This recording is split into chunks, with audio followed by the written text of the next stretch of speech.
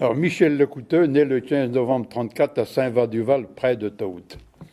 Du bétail en bonne santé. La première chose que j'en fait pour avoir du bon lait, c'est de nous assurer que nos vaches étaient pas malades. Parce qu'en décembre 62, à une réunion d'information organisée par la coopérative laitière, il a été dit qu'il n'y a pas de lait sain sans vaches saines. Et puis, j'avions été invités à nous faire inscrire pour le dépistage de la tuberculose bovine. À l'époque, la lutte contre cette maladie était pas obligatoire. Un maintien de notre troupeau venait du sien de mes parents qui pratiquaient la tuberculination, c'était le test de dépistage de la tuberculose. Ils pratiquaient depuis 1948. Le cheptel était reconnu indemne. Nos autres animaux venaient du troupeau des parents de ma patronne.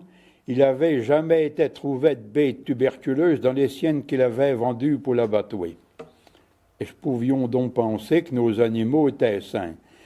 Mais je nous sommes quand même aussitôt fait inscrits pour un dépistage, parce que je buvions du lait, puis j'en fournissions à une vézaine qu'avait en nourri des jeunes éléphants. Au premier dépistage, la maintien du troupeau était réagissante. J'en connais le résultat un soir alors que j'allions passer à table pour souper. J'avions l'appétit coupé.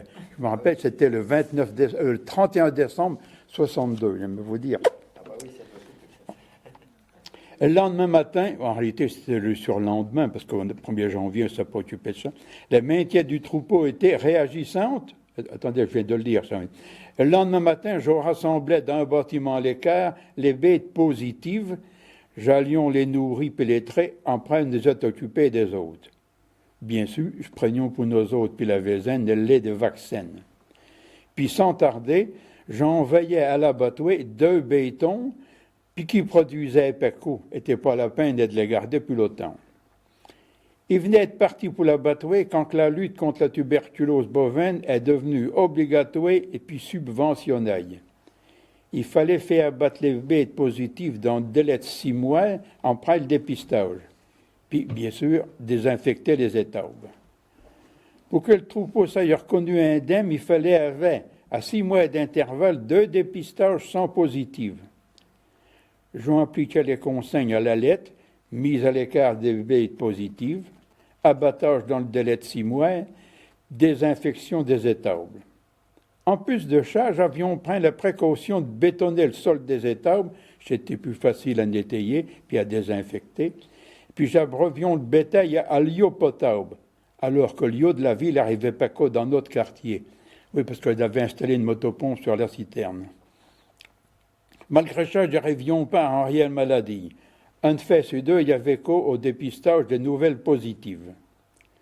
J'ai quand même commencé à toucher la subvention, parce qu'un homme envoyé par les services vétérinaires pour contrôler ce que j'avions fait, nous a expliqué que pour que les subventions soient pas perdues, il avait été décidé d'en verser même à ceux qui n'étaient pas ou quoi arrivés à l'assainissement du troupeau, mais qui avaient quand même fait le maximum pour essayer d'y arriver. C'était notre cas.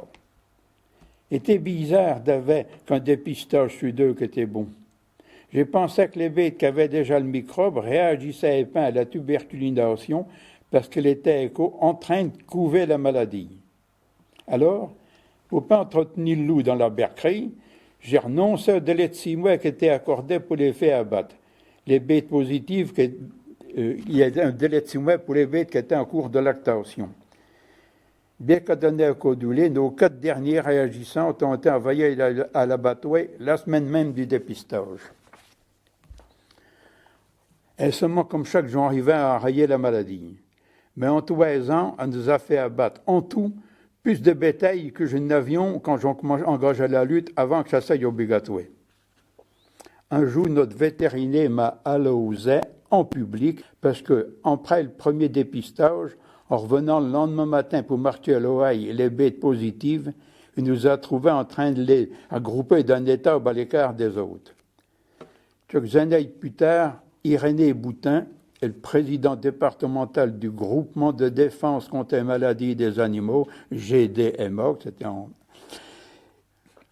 Il m'a félicité pour la façon dont ma patronne Épimège on luttait contre la tuberculose du bétail. Il ajoutait: à ma connaissance, personne d'autre ne l'a fait aussi bien. Il y a des gens qui l'ont entretenu par leur négligence. Et le vétérinaire, après nous avait vu mettre à part les bêtes positives, il m'avait dit: je n'ai vu aucun autre éleveur qui réagisse aussi vite et aussi bien. Quand on veut la fin, il faut en prendre les moyens.